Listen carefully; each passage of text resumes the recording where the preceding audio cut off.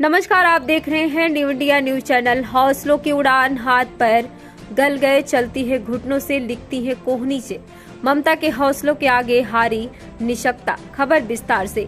खरगोन जिले के महेश्वर तहसील के करही में 15 वर्ष पूर्व जब ममता का जन्म हुआ था तो उसके घर परिवार ने खूब खुशियां मनाई गई।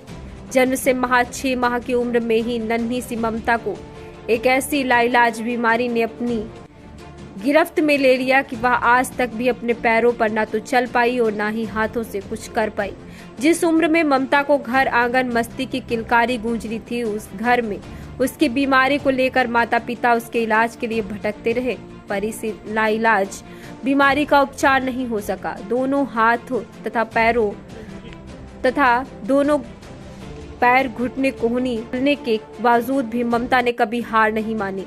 खरगोन जिले के बड़ी गांव के कैलाश टटवारे की एक इकलौती बेटी ममता के हाथ तथा पैर 6 माह की उम्र में गल गए। परिजनों ने उसे करही, महेश्वर, बड़वाह, धामनोद, इंदौर सहित अनेक जगहों के डॉक्टरों को, हकीमों को, वैद्यों से काफी इलाज करवाया, पर कहीं से भी ममता की बीमारी ठीक नहीं हो पाई।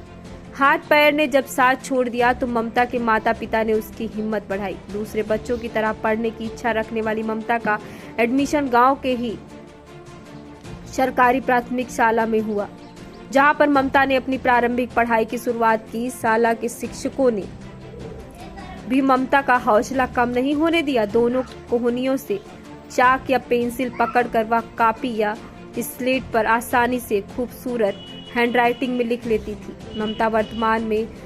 ममता 10वीं की छात्रा है। उसका सपना डॉक्टर या फिर शिक्षक बनकर अपनी तरह लोगों की निस्वार्थ सेवा करना है। ममता के माता पिता दोनों ही मजदूरी कर जीवन यापन करते हैं। करही की निजी स्कूल में पढ़ती है ममता।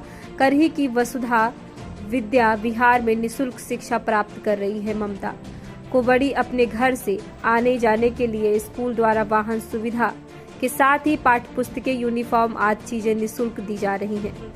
कक्षा UKG से पढ़ाई शुरू करने वाली ममता अब 10वीं की बोर्ड परीक्षा दे रही है।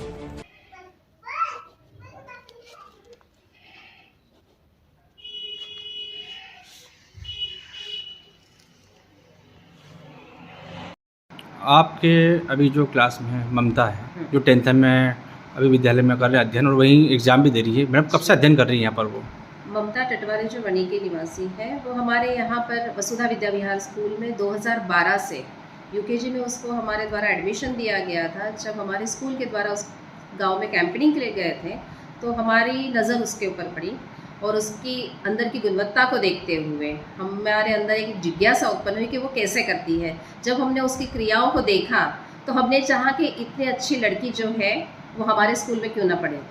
इसलिए हमने स्कूल के द्वारा हमें उसकी परिस्थितियों को देखते हुए, उसके माता पिता की परिस्थितियों को देखते हुए, हमने उसकी निःशुल्क जो अध्ययन है उसके लिए हमने अपने कदम आगे उठाए और UKG से लेकर अब तक 12वीं तक वो इस संस्था के द्वारा निःशुल्क पढ़ाई कर रही हैं।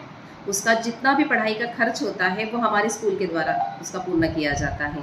और मैं आशा करती हूँ कि जैसे हमारे स्कूल 12वीं तक है, 12वीं के बाद ये बच्ची और पढ़ना चाहती है, तो जैसे हमने अपने कदम उठाए उस बच्ची के भविष्य के लिए, वैसे शासन भी इस बच्ची के लिए आगे सपोर्ट करे, उसे कुछ सफल होने के लिए, जीवन सफल होने के लिए, और उस बच्ची के जीवन से बाकी लोगों के लिए भी जो इस परिस्थिति से लड़ रहे हैं और अपने आप में मायूस हो रहे हैं, उनके लिए आगे आए, ताकि जैसा इस बच्ची ने अपना भविष्य बनाया और जैसा हम उसको सहयोग दे रहे हैं, वैसे शासन भी आगे आकर उसका सहयोग करे।